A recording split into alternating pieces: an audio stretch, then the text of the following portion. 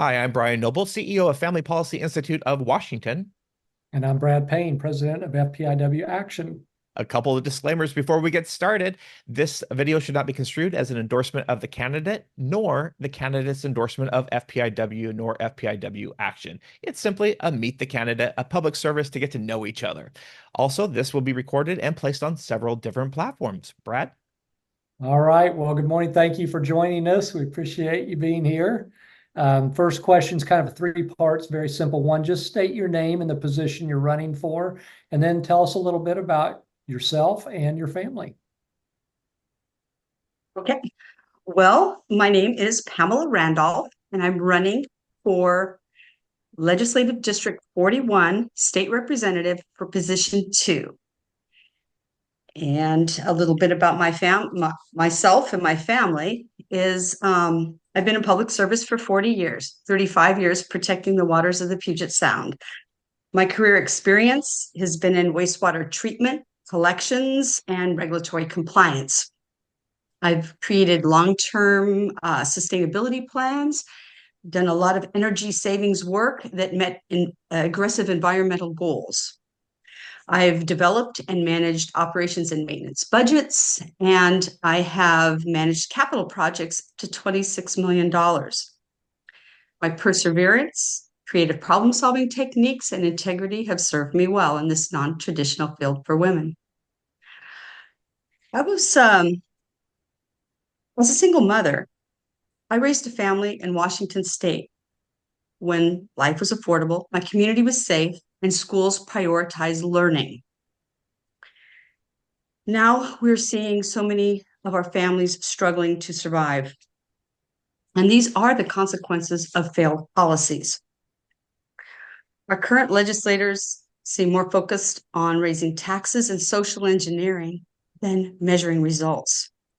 I will be fighting against these harmful policies by evaluating the long-term consequences of every decision.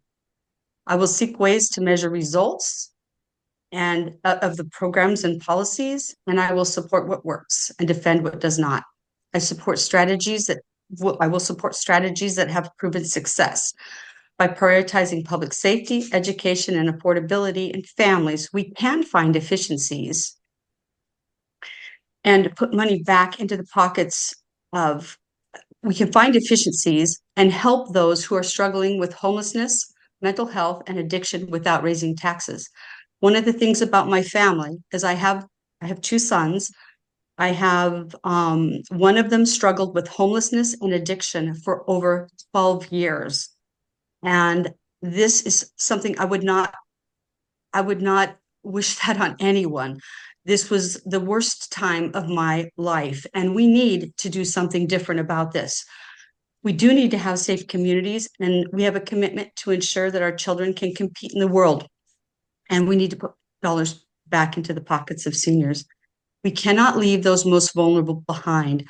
Those are our children, our veterans, and those on the street, living on the street through what I term as misguided compassion.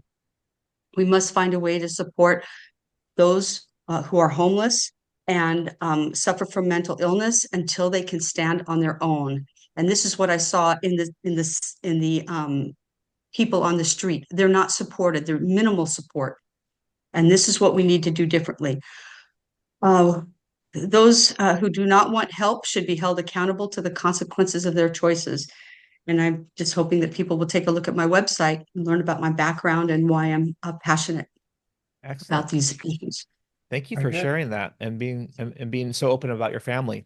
What are some of the things that are motivating you? You mentioned that your homelessness, some of the family issues. Anything else you want to expand on before we go to the next question? Well, last year I was running for city council, and one of the things that I saw in our city, I was running for Sammamish City Council.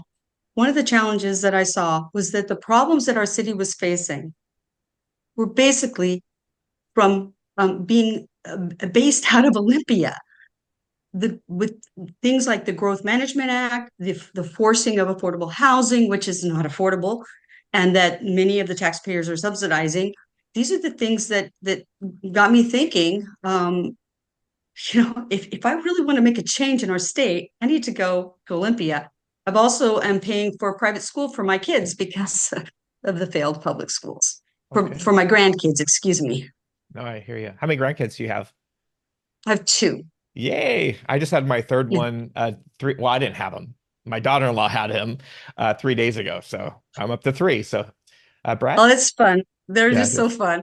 it is.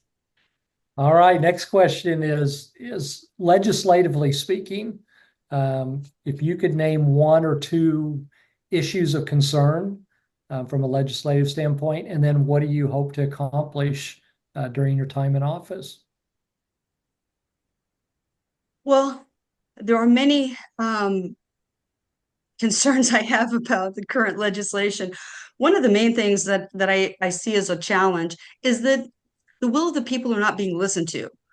For example, the people came forward with 6 initiatives last year.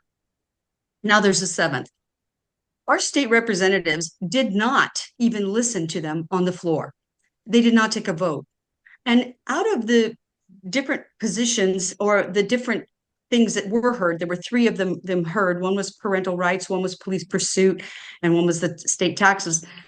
2 legislators actually voted against the will of the people. I would not do that. Whether I agree or not is one thing, but if the will of the people are speaking up, they need to be listened to. And this is something that I would really push would be more of the initiative process. I think it might be the only way that we can actually change some of the bad legislation that has happened in Washington State. So when our legislators say that they agree or they want to support, let's say education is an example, look at their voting record. Their voting record is actually opposite of what they say is important. And this is something that I would commit to being sure that integrity is important to me, and I would not do that. I would support the will. Thank you. Our fourth and final question is, we've provided for you our 18 issues or policies that we work on at FPIW Action and FPIW, ranging from individual freedom to parental rights, healthcare freedom, election integrity, and so on. Any of those you'd like to discuss or comment on?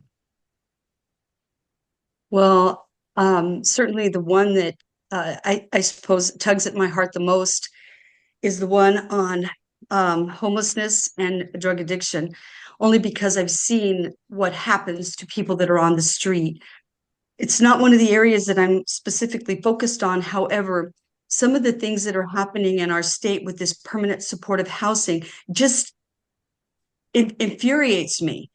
We need to support people until, again, they can stand on their own. These take long-term programs and success, and some of the work that you have been doing, your group has been doing, specifically on the homelessness, understanding that it starts with drug addiction, and the support for the success of an individual is so important. And I wish that we could get that message across to many people, because they don't get it. They think handing somebody $5 on the side of the road is going to help them. No, it's not. It's not. So that's what I would like to say. Thank you for your work and your support in that area. Thank you. Pamela, thank you for being with us. We appreciate it. Thank you for your candidacy on issues that are tough to talk about, but we appreciate your honesty and your compassion for the homeless. So thank you for that. And thank you for being on. Thank you for taking time out of your busy schedule to visit with us this morning. We appreciate it. Thank you. I appreciate the work you're doing. Thanks a lot. Well, I'm Brad Payne with FPIW Action. And I'm Brian Noble with FPIW. Again, just a friendly reminder that nothing in this video is considered an endorsement of the candidate, nor the candidate's endorsement of FPIW, nor FPIW Action. Like we like to say around here, love your neighbor by faithfully stewarding the public square. And if you're an FPIW defender, go out there and defend and advance biblical values in the public square. God bless.